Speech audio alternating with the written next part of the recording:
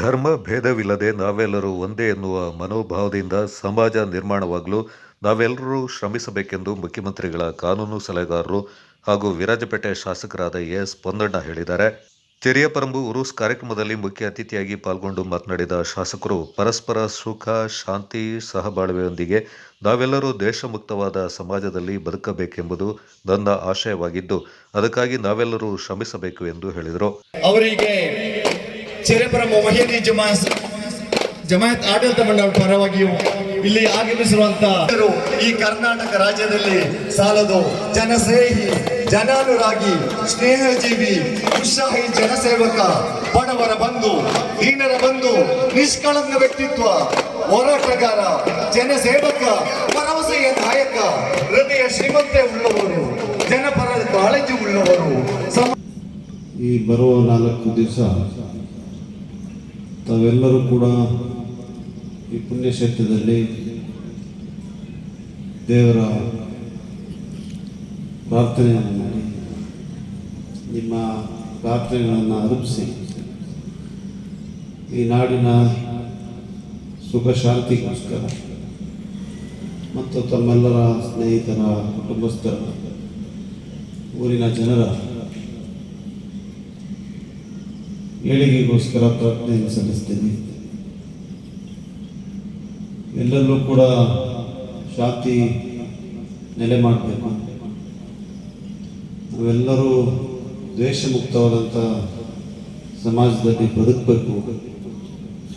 ಇದೇ ನಮ್ಮೆಲ್ಲರ ಗುರಿ. ಇಂಥ ಧಾರ್ಮಿಕ ಕಾರ್ಯಕ್ರಮಗಳ ಮೂಲಕ ದೇಶದಲ್ಲಿ, ಪ್ರಪಂಚದಲ್ಲಿ ಹಲವಾರು ಭಾಗದಲ್ಲಿ ಯುದ್ಧ ನಡೀತಾ ಇದೆ. ಎಲ್ಲ ಕೂಡ ನಿಲ್ಲಬೇಕು. ಪ್ರಪಂಚದ ಎಲ್ಲ ಮಾನವರು ಕೂಡ, ಮನುಷ್ಯರು ಕೂಡ ಮಾನವೀಯತೆಯನ್ನು ಸಾರಿ ಸುಖ ಶಾಂತಿಯ, ನೆಮ್ಮದಿಯ ಬದುಕನ್ನು ನಡೆಸಬೇಕು. ಇದೇ ನಮ್ಮೆಲ್ಲರ ಕೂಡ ಗುರಿಯಾಗಿರುತ್ತದೆ. ಅದೇ ಭಗವಂತನ ಇಚ್ಛೆ ಕೂಡ. ಅದರಿಂದ ಆ ರೀತಿಯಾದಂಥ ಸಮಾಜ ನಿರ್ಮಾಣ ಆಗಲಿ.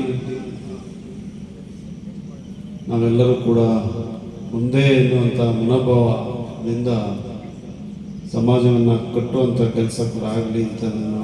ಕಾರ್ಯಕ್ರಮದಲ್ಲಿ ಚೆರಿಯಪರಂಬು ಜಮಾತ್ ವತಿಯಿಂದ ಶಾಸಕ ಎಸ್ ಪೊನ್ನಣ್ಣ, ಮಡಿಕೇರಿ ಉಪವಿಭಾಗದ ಡಿವೈಎಸ್ಪಿ ಸೂರಜ್ ಹಾಗೂ ಪರವಂಡ ಸಿರಾಜ್ ಅವರನ್ನ ಶಾಲು ಹೊದಿಸಿ ನೆನಪಿನ ಕಾಣಿಕೆ ನೀಡಿ ಸನ್ಮಾನಿಸಿ ಗೌರವಿಸಲಾಯಿತು.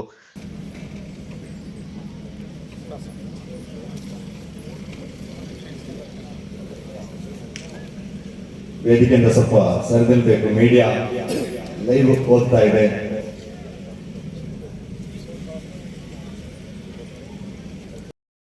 ಉಪವಿಭಾಗದ ಡಿವೈಎಸ್ಪಿ ಸೂರಜ್ ಸರ್ ಅವರಿಗೆ ಸನ್ಮಾನ ಕಾರ್ಯಕ್ರಮ ನಡೀತಾ ಇದೆ.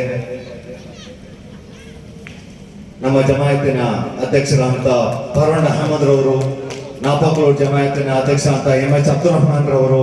ಜಮಾತ್ ಅಧ್ಯಕ್ಷ ಪಿ.ಎ. ಅಹಮದ್ ಅವರ ಅಧ್ಯಕ್ಷತೆಯಲ್ಲಿ ನಡೆದ ಕಾರ್ಯಕ್ರಮದಲ್ಲಿ ಜಮಾತ್ನ ಪ್ರಧಾನ ಕಾರ್ಯದರ್ಶಿ ಪರವಂಡ ಸಿರಾಜ್, ಉಪಾಧ್ಯಕ್ಷ ಪಿಎಂ ಇಬ್ರಾಹಿಂ, ಕೋಶಾಧಿಕಾರಿ ಪಿಎಚ್ ಬಶೀರ್, ಸಹ ಕಾರ್ಯದರ್ಶಿ ಆಲಿ, ಜಿಲ್ಲಾ ಅಲ್ಪಸಂಖ್ಯಾತ ಘಟಕದ ಅಧ್ಯಕ್ಷ ಹನೀಫ್ ಚೌಕಂಡಳ್ಳಿ, ಡಿಸಿಸಿ ಉಪಾಧ್ಯಕ್ಷ ಅಬ್ದುಲ್ ರೆಹಮಾನ್, ಗ್ರಾಮ ಪಂಚಾಯತ್ನ ಮಾಜಿ ಅಧ್ಯಕ್ಷ ಸಲೀಂ ಹ್ಯಾರಿಸ್ ಮತ್ತಿತರ ಪ್ರಮುಖರು ಪಾಲ್ಗೊಂಡಿದ್ದರು. ಶಾಸಕರಾಗಿ ಆಯ್ಕೆಯಾದ ನಂತರ ಮೊದಲ ಬಾರಿಗೆ ನಾನು ಮಾನವ ಶಾಸಕರ ಬಳಿ ಹೋಗಿದಾಗ, ಸರ್, ನಮ್ಮ ಜಮಾಯತಿನಲ್ಲಿ ಹಲವಾರು ಸಮಸ್ಯೆಗಳಿದೆ, ಹಲವಾರು ಅಭಿವೃದ್ಧಿ ಕಾರ್ಯಗಳು ನಡೀಬೇಕಾಗಿದೆ, ಮನೆ ಶಾಸಕರು ದಯವಿಟ್ಟು ನಮಗೆ ಅನುದಾನವನ್ನು ಒದಗಿಸಿಕೊಡ್ಬೇಕು ಅಂತ ಹೇಳಿ ಮನವಿಯನ್ನು ಮಾಡಿಕೊಂಡಾಗ ತಕ್ಷಣ ಅವರು ವಕ್ಫ್ ಬೋರ್ಡ್ ಮುಖಾಂತರ 10 ಲಕ್ಷ ರೂಪಾಯಿ ಅನುದಾನವನ್ನು ನಮ್ಮ ಜಮಾಯತಿಗೆ ಒದಗಿಸಿಕೊಟ್ಟಿದ್ದಾರೆ.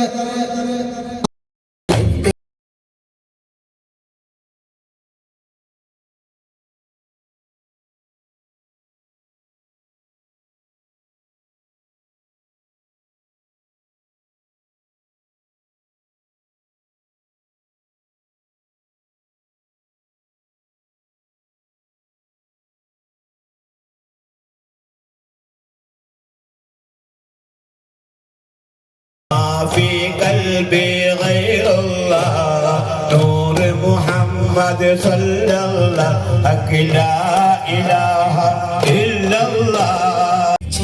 കാരുണ്യം കിട്ടുന്നത് കണ്ടോളി സ്മരിച്ചതല്ലേ ജനകോടി